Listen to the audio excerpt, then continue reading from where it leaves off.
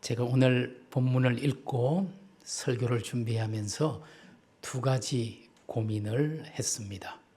첫 번째 고민은 오늘 본문이 아마 여러분에게 너무 익숙한 이야기여서 어떻게 전달해야 할까 하는 고민이 있었습니다. 우리는 흔히 익숙한 이야기면 우리가 그것을 잘 알고 있는 것으로 생각합니다. 그리고는 그냥 귀와 눈과 마음을 닫아버리게 되죠. 또 그 이야기겠구나. 이런 타성에 푹 빠져버립니다. 어쩌면 오늘 여러분 가운데서도 그럴 분이 계신지 모르겠습니다. 그렇게 되면 늘 익숙한 것 같지만 사실은 모르는 상태로 계속 있을 수밖에 없습니다. 자신을 하나님 말씀의 거울 앞에 곧바로 세우지 못하면 익숙한 것 같지만 사실은 잘 알지 못하면서 계속 지내게 됩니다. 그래서 우리가 하나님의 말씀을 들을 때에는 어린 사무엘이 고백했듯이 말씀하옵소서 주의 종이 듣겠나이다. 이런 마음으로 들어야 합니다. 오늘 아마 짧은 시간 저와 여러분이 사마리아 여인이다 생각하고 말씀의 거울 앞에 자신을 세울 수 있는 그런 시간이 되면 좋겠습니다. 두 번째 고민은 어떤 포인트를 설교해야 할까 하는 고민이었습니다. 오늘 우리가 읽은 본문은 복음서 가운데서도 요한복음에만 나오는 이 복음서에만 기록된 이야기입니다. 여러분, 요한복음은 21장까지 예수님과 어떤 누구와의 대화 11편의 대화가 요한복음에 기록이 되어 있습니다. 그 중에서도 과연 요한복음의 꽃이라고 불릴 만한 대화가 바로 오늘 본문의 이 사마리아 여인과 예수님의 대화입니다. 성경에 나오는 대화 중에서 가장 길고 깊이 있는 대화입니다. 사실 오늘 본문은 4장 1절부터 42절까지 예수님과 사마리아 여인의 이야기가 계속해서 이어져 있습니다.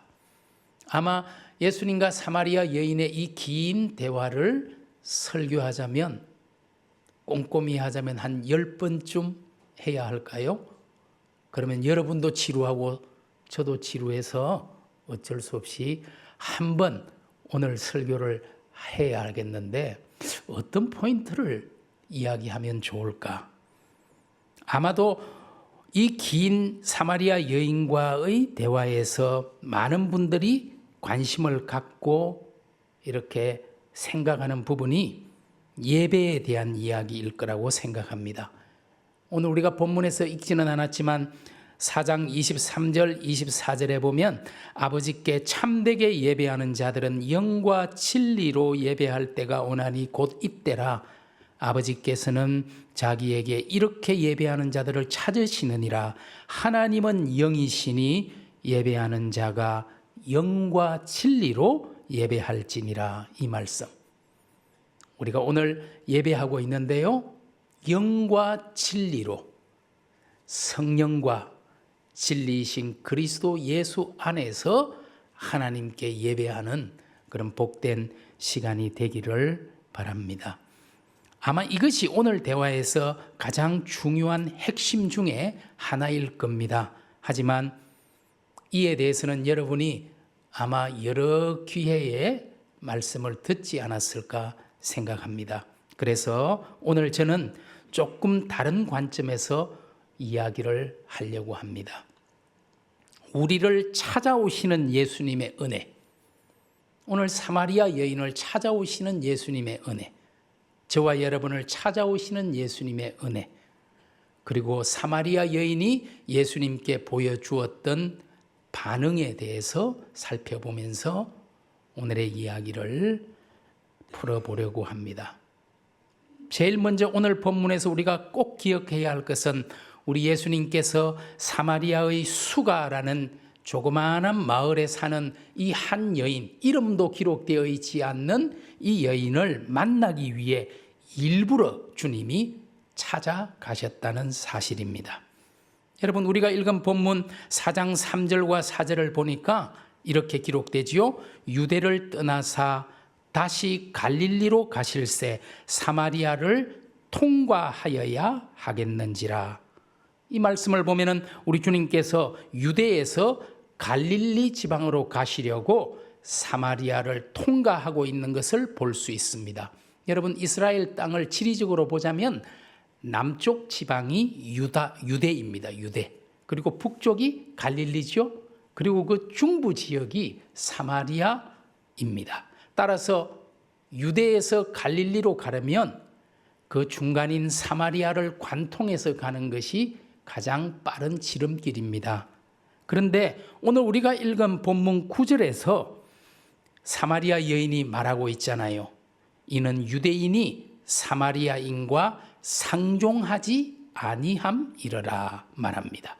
이 말처럼 당시에 경건한 유대인들은 사마리아 사람들과 상종하지를 않았습니다. 왜냐하면요, 바벨론과 페르시아의 포로 시대를 거치면서 이 사마리아에 있는 중부 지역에 혼혈 정책을 펼쳤기 때문에 순수한 유대인의 피가 사라졌다고 믿어서 유대인들은 사마리아 사람을 자기 동족으로 인정을 하지를 않았습니다.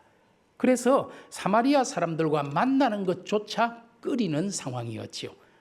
그래서 남쪽 유대에서 북쪽 갈릴리로 가려면 사실 사마리아를 지나가는 것이 가장 빠른 길임에도 불구하고 유대인들은 삥 돌아서 우회를 해서 북쪽 갈릴리로 가고는 했던 것입니다. 그런데 주님은 그렇게 하지 않고 일부러 사마리아 땅을 관통해서 갈릴리로 가십니다. 왜 그랬습니까? 다른 이유가 없어요. 그 사마리아에 있는 수가라는 마을에 가서 이 여인을 만나기 위해서 우리 주님께서는 다른 유대인들과 달리 사마리아를 관통해서 가셨던 것입니다. 오늘 주님께서는 나를 만나기 위해서라면 힘든 길도, 사람들이 외면하는 길도 마다하지 않고 나를 찾아오시는 분입니다. 사실 오늘 이 이야기는 제가 지난번에 설교했던 요한복음 3장에 나오는 니고데모라는 사람 이야기와 비교해서 읽을 때 그 의미가 제대로 살아납니다. 어쩌면 사도 요한은 요한복음 3장에서 니고데모를 등장시키고 요한복음 4장에서 사마리아 여인을 등장시킴으로써 은혜가 무엇인지를 분명하게 말하고 싶었을 것입니다. 여러분, 니고데모는 어떤 사람입니까? 니고데모는 유대인 남자입니다. 하지만 이 이름도 없는 여인은 사마리아 여자입니다. 사마리아, 그것도 여자. 니고데모와는 너무나 다르지요. 니고데모는 이스라엘의 선생이었지만 이 여인은 아무것도 배운 것이 없는 말 그대로 무학의 여자였습니다. 니고데모는 유대인의 지도자, 사내들인 공회원, 국회의원이었지만 이 여인은 많은 남성 편력 때문에 남의 손가락질을 받고 사는 그런 사람이었습니다. 니고데모는 율법대로 사는 바리새인이었지만 이 여인은 율법에 의해 정죄받는, 경멸받는 그런 여인이었습니다. 더군다나 가장 중요한 차이점, 니고데모가 먼저 주님을 찾아왔지만 이 여인의 경우에는 주님이 먼저 이 여인을 찾아오셨다는 사실입니다. 오늘 도무지 주님 앞에 나올 자격도 없고 형편도 되지 않는 나에게 주님이 찾아오십니다. 그것도 먼저 말입니다. 이것이 은혜입니다. 여러분은 니고데모 같은 사람입니까? 아니면 이 사마리아 여자 같은 사람입니까? 유대인이냐 사마리아인이냐 하는 것이 문제가 아닙니다. 남자냐 여자냐 하는 것도 문제가 아닙니다. 배운 사람이냐 배우지 못한 사람이냐 하는 것도 문제가 아니죠. 지위가 높은 사람인지 낮은 사람인지 하는 것도 문제가 아닙니다. 소위 의로운 사람인지 소위 죄인인지 하는 것도 문제가 아닙니다. 중요한 것은 주님을 절실하게 필요로 하는 사람에게 주님이 먼저 찾아오신다는 사실입니다. 혹시 여기에 예배드리고 있는 성도님들 중에 내가 먼저 주님을 찾았다고 생각하는 분도 있을지 모르지만 사실은 주님이 여러분을 먼저 찾아오셨습니다. 내가 먼저 주님을 사랑했다고 생각하실지 모르지만 사실은 주님이 나를 먼저 사랑하셨습니다. 요한은 자기 편지 요한일서 4장 19절에서 이렇게 말하죠. 우리가 사랑함은 그가 우리를 사랑하셨음이라. 그가 먼저 우리를 사랑하셨기에 우리가 주님을 사랑하고 주님을 알고 믿게 되는 거잖아요. 여러분 찬송가 90장 가사에 이런 가사가 있더라고요. 주 예수 내가 알기 전 날 먼저 사랑했네. 그 크신 사랑 나타나 내 영혼 거듭남네. 내가 주님 사랑하기 전에 주님이 먼저 나를 사랑하시고 나를 찾아오셔서 내 영혼이 거듭나 구속받게 되었다는 이 놀라운 사실, 이것이 바로 은혜이죠. 오늘 사마리아 여인의 이야기는 은혜가 무엇인지를 우리에게 가르쳐주고 있는 거잖아요. 우리의 믿음조차도 하나님의 선물이요 은혜입니다. 내가 주님을 믿은 것이 아니에요. 내가 주님을 믿을 수 있도록 성령께서 내 마음에 찾아오셨기 때문에 믿음은 선물이요 은혜입니다.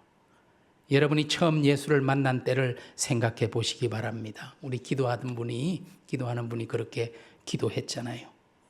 지금도 여전히 못나고 부족한 모습 그대로이지만 우리가 그래도 신앙을 버리지 않고 교회를 떠나지 않고 하나님의 자녀로 남아있기까지 주님이 얼마나 나를 설득하고 어떤 때는 다독거리고 고집스럽게 여기까지 인도해 오셨습니까? 이 시간 사마리아 여인처럼 지치고 힘든 상황 가운데 있다면 나를 찾아오시는 주님을 기대하고 기다리시기를 바랍니다. 오늘 본문에 나오는 예수님과 이 여인의 대화, 이것은 예수님에게는 길 잃은 한 마리 양을 찾는 목자의 한결같은 사랑이었고 여인에게는 한없는 은총이었습니다. 여러분 오늘 본문 6절에 나오는 야곱의 우물가에서 나눈 대화잖아요. 구약 성경에서는 세겜이라는 도시, 오늘날 나블루스라는 지명의 도시가 바로 야곱의 우물이 있는 구약의 세겜이라는 땅입니다. 지금은 요단강 서쪽 웨스트뱅크 서안지구 팔레스타인 지역이라 쉽게 가기가 안 되죠. 저도 오래전에 제가 한번 옛날 언제 갔었나 찾아보니까 1994년 8월에 제가 이 야곱의 우물을 방문했더라고요. 이 우물가에서 여인을 만났을 때 주님이 처음 하신 말, 물 한 잔 주시겠습니까? 이 말은 사실 작업 걸 때 하는 멘트와 좀 비슷하긴 한데요. 커피 한 잔 하시겠습니까? 그러나 이 의미는 이런 멘트와는 전혀 차원이 다른 이야기잖아요. 오늘 주님이 이 말을 한 것은 그 여인이 느끼는 영혼의 갈증, 정신의 목마름을 이미 알고 계셨기 때문입니다. 여러분 요한복음 2장 마지막 절 25절에 그가 친히 사람의 속에 있는 것을 아셨음이니라. 여인의 목마름을 알고 계셨습니다. 그래서 그 여인의 목마름을 해결해 주기 위해 오히려 물을 청하고 있는 주님을 볼 수 있죠. 주님이 물을 얻어 마셨는지 못 마셨는지는 성경에 사실 기록이 되어 있지 않습니다. 왜 그럴까요? 그건 중요하지 않기 때문입니다. 중요한 것은 이 여인의 목마름이 해결되었다는 사실이잖아요. 여인은 생수를 얻게 되었고 그 영혼이 해갈되었습니다. 주님은 여인에게 영원히 목마르지 않는 속에서부터 솟아나는 생수를 주시기를 원하셨습니다. 여러분, 밖에서 들어오는 물은 아무리 먹어도 다시 목마를 수밖에 없습니다. 그러나 우리 마음 속에서 솟아나는 물은 영원히 마르지 않는 샘입니다. 세상의 것들은 아무리 가져도 또다시 목마를 것입니다. 저와 여러분 가운데 생수의 근원이신 우리 예수님이 계시다면 우리는 어떤 상황, 어떤 형편, 어떤 곳에 처하든 상관없이 목마르지 않는 사람들이 될 것입니다. 요한이 말하는 것처럼 주님이 주시는 평안과 풍성함은 세상이 주는 것과 같지 않을 뿐만 아니라 세상이 줄 수도 없는 샬롬입니다. 요한복음 14장 27절 주님의 말씀입니다. 평안을 너에게 끼치노니 곧 나의 평안을 너에게 주노라. 내가 너에게 주는 것은 세상이 주는 것과 같지 아니하리라. 너희는 마음에 근심하지도 말고 두려워하지도 말라. 주님 주시는 평안을 누리며 사는 생수를 가진 복된 성도님들이 되시기를 주님의 이름으로 축원합니다. 이제 오히려 여인이 주님에게 물을 구하는 놀라운 반전이 일어납니다. 우리 주님이 물 좀 달라고 했는데 이제는 역전이 일어나 이 여인이 주님에게 물을 구합니다. 요한복음 4장 15절 우리가 읽은 본문, 주여 그런 물을 내게 주사. 주여 그런 물을 내게 주십시오. 목마르지도 않고 또 여기 물 기르러 오지도 않게 하옵소서. 오늘 주님은 저와 여러분을 찾아오셔서 주님만이 주실 수 있는 영원히 마르지 않는 생수를 허락해 주십니다. 깨끗하고 시원하고 넉넉한 생명의 물, 기쁨의 물, 평안의 물 말입니다. 이것이 바로 나를 찾아오셔서 나의 목마름을 해결해 주시는 주님의 은총입니다. 지금도 주님은 저와 여러분을 찾아오시기를 원하시고 우리의 문제를 해결해 주시고 우리의 목마름을 해결해 주시기를 원하십니다. 주님의 약속을 들으십시오. 나를 믿는 자는 성경의 이름과 같이 그 배에서 생수의 강이 흘러나오리라. 이 은총을 매일 매순간 체험하고 감격하고 감사하는 저와 여러분이 될 수 있기를 바랍니다. 두 번째 중요한 초점, 오늘 본문에서 우리가 주목해야 할 또 다른 대목은 찾아오신 주님을 만난 여인의 반응과 태도입니다. 오늘 우리가 사마리아 여인과 예수님 대화 전체를 읽어보면 남편에게, 이웃에게, 사회에, 심지어 자신에게까지 배신당하여 아무런 의미도 없는 삶을 구차하게 연명했던 이 여인이 주님을 만난 후에 어떻게 변했습니까? 먼저 28절에 보면은 여자가 물동이를 버려두고 동네로 들어가서 사람들에게 이르되, 물동이를 버렸습니다. 생명줄과 같은 물동이는 이 여인의 괴롭지만 어쩔 수 없는 생명줄과 같은 것이죠. 그리고 어두운 과거와 희망 없는 현재를 상징하는 것이 바로 이 물동이입니다. 그런데 이 물동이를 버린 것은 마치 주님의 부르심을 들었을 때 제자들이 그물을 버린 것과 같은 결단을 의미합니다. 이제는 영원한 생수를 가졌으니 구차한 물동이에 집착할 필요가 없었습니다. 다이아몬드 반지를 가졌는데 유리 반지가 웬 말입니까? 거기에 집착할 이유가 없지요. 주님을 소유했으니 이전에 줬던 것들은 배설물과 같이 되었다는 바울의 고백이 이제 이 여인의 고백이 된 것입니다. 혹시 아직도 주님을 우리 속에 모시지 못하여 이런 물동이, 저런 물동이를 많이 가지고 계십니까? 언제까지 수십 개의 물동이만 가지고 매달려 살아갈 것입니까? 이제 이 여인처럼 주님을 모시고 물동이를 버릴 수 있기를 바랍니다.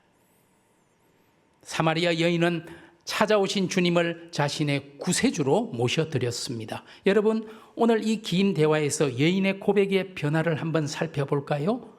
이 사마리아 여인은 9절에 보면은 예수님을 유대인이라고 부릅니다. 딱 보니까 나와는 다른 유대인이에요. 사마리아가 아니고 유대인이구나. 그리고 11절에 선생이라고 부릅니다. 선생. 우리 한글 성경에는 주님이라고 주여라고 번역했지만 사실 원문에 가깝게 번역하면 선생입니다. 그래서 영어 성경들은 Sir라고 번역하고 있죠. 그리고 19절에는 드디어 선지자로 부르고 있습니다. 그런데 29절은 어떻습니까? 그리스도라고 고백하고 있습니다. 유대인에서 선생으로, 선지자로, 그리스도로 예수를 부르는 호칭이 바뀌고 있습니다. 요한복음 4장 29절, 보라 이는 그리스도가 아니냐. 주님을 만나 대화하면서 점차 믿음의 눈이 뜨인 것입니다. 저와 여러분은 지금 어디쯤 있습니까? 우리 믿음의 주소는 어디쯤입니까? 예수님은 나에게 어떤 분입니까? 여전히 선생님 중 한 사람인가요? 선지자 가운데 한 사람인가요? 아니면 나의 구원자 메시아 그리스도, 보라 이는 그리스도가 아니냐? 나의 그리스도, 나의 구원자 메시아인가요? 저는 믿음의 길은 오르막길과 같다고 늘 생각하고 있습니다. 여러분, 오르막길은 가기가 쉽지가 않습니다. 아무리 노력해도 조금씩밖에 앞으로 갈 수가 없지요. 어떤 때는 아무 변화도 없는 것처럼 그렇게 느껴질 때도 있습니다. 나는 왜 이럴까 싶을 만큼 말입니다. 그러다가 조금이라도 나태하거나 멈추게 되면 그냥 뒤로 조금씩 미끄러져 내려갑니다. 올라가는 것은 어렵지만 내려가는 것은 순간입니다. 그것을 만회하려면 또 길을 쓰고 다시 올라가야 합니다. 그래서 성경은 믿음을 경주에 비교했을 것입니다. 우리가 가만히 있으면 우리 신앙은 사실상 퇴보하고 있다고 생각하면 됩니다. 부단히 노력하지 않으면 이 믿음의 길, 오르막길을 올라가기가 어렵지요. 히브리서 기자가 10장 38절에서 이렇게 말하지요. 나의 의인은 믿음으로 말미암아 살리라. 또한 뒤로 물러가면 내 마음이 그를 기뻐하지 아니하리라. 오늘 우리가 믿음의 길에서 뒤로 후퇴하고 물러서게 되면 하나님이 슬퍼하십니다. 오늘 우리 믿음은 어느 정도 성장해 가고 있습니까? 이 여인이 그리스도로 고백한 것처럼 저와 여러분의 믿음도 성장해서 날로 더 성장하는, 깊어지는, 그리하여 하나님 마음을 기쁘시게 할 수 있는 성도들이, 그런 그리스도인이 되기를 원합니다. 여러분, 이 여인이 이제는 자신감을 찾았고 뿐만 아니라 사명을 찾았습니다. 여러분, 이 여인이 다른 사람의 눈과 손가락질이 무서워서 남편 5이나 있는 사람이니 얼마나 손가락질을 받았겠어요.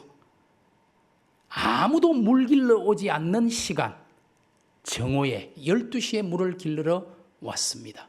그때는 뜨거워서 아무도 오지 않는데, 우리가 읽은 성경 본문 6절에 보니까 6시에 야곱의 우물에 물을 길러러 왔다. 여러분, 6시는 지금 우리 시간으로 하면 12시죠.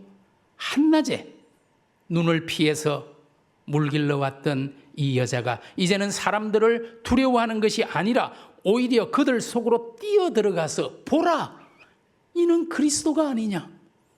예수 그리스도를 전하는 사도가 되었습니다. 얼마나 놀라운 변화입니까? 자신을 찾았을 뿐만 아니라 사명을 찾은 것입니다. 복음을 만나고 나서 이제는 오히려 자기 스스로가 복음이 되어 물동이를 버려두고 달려가는 여인의 모습. 이 얼마나 아름다운 모습입니까? 찾아오신 주님을 만난 후 이제는 또 다른 작은 예수가 되어 세상 속으로 달려가는 저와 여러분의 모습, 이 모습은 또 얼마나 아름다울 것입니까? 사랑하는 기쁜 소식 성도 여러분, 나를 찾아오시는 주님의 은총을 기억하시기 바랍니다. 지금도 주님은 우리의 마음을 두드리고 계십니다. 계시록 3장 20절 볼지어다 내가 문 밖에 서서 두드리노니 누구든지 내 음성을 듣고 문을 열면 내가 그에게로 들어가 그와 더불어 먹고 그는 나와 더불어 먹으리라 말씀하시니, 이제는 우리 마음 문을 열고 찾아오신 주님을 맞아 드립시다. 그리고 그 주님과 함께 먹고 마시고 살아가는 진정한 예수의 사람들 될 수 있기를 소원합니다. 이제는 세상의 자랑과 물동이 손에 들고 있는 물동이 버리고 나를 사랑하신 주님을 대신하여 세상에 또 하나의 예수로 살아가는 사명의 사람들 되십시다. 내 속에 계신 주님이 새 힘을 주시고 새 용기를 주시고 새 기쁨을 우리에게 선물로 주실 것입니다. 이혜인 수녀님이 쓴 기도시 우물가 사마리아 여인처럼 이라는 시가 오늘 말씀과 참 어울리는 것 같아서 이 시를 소개하고 말씀을 맺으려고 합니다. 야곱의 우물에서 물을 깃던 사마리아 여인에게 당신이 하신 것처럼 주님 제게도 당신이 먼저 한 잔의 물을 청하시듯 조용히 말을 건네 오시렵니까? 저는 죄인이기에 용기가 부족함을 당신은 아시오니 제가 누구인지 당신이 누구신지 우리의 만남이 무엇을 의미하는 것인지 오늘도 직접 당신께 듣고 싶사오니 어서 말씀하여 주소서. 언제나 일상의 우물가에서 작고 초라한 두레박으로 당신께 물을 길어드린 저에게 이제는 두레박 없이도 물 깃는 법을 거듭 깨우쳐 주시렵니까? 당신이 깊고 맑은 우물 자체로 제 곁에 서신 순간부터 저의 매일은 새로운 축제입니다. 긴 세월 고여왔던 슬픔과 목마름도 제 항아리 속의 물방울처럼 일제히 웃음으로 춤추며 일어섭니다. 당신을 만난 기쁨이 하도 커서 제가 죄인임을 잠시 잊더라도 용서해 주시겠지요. 주님, 당신을 사랑하는 기쁨은 참으로 감출 수가 없습니다. 물동이를 버려두고 동네로 뛰어간 우물가 그 사마리아 여인처럼 저도 이제는 더 멀리 뛰어가게 하소서. 더 많은 이들을 당신께 데려오기 위하여, 그리고 생명의 물 이야기를 하기 위하여 기도하겠습니다.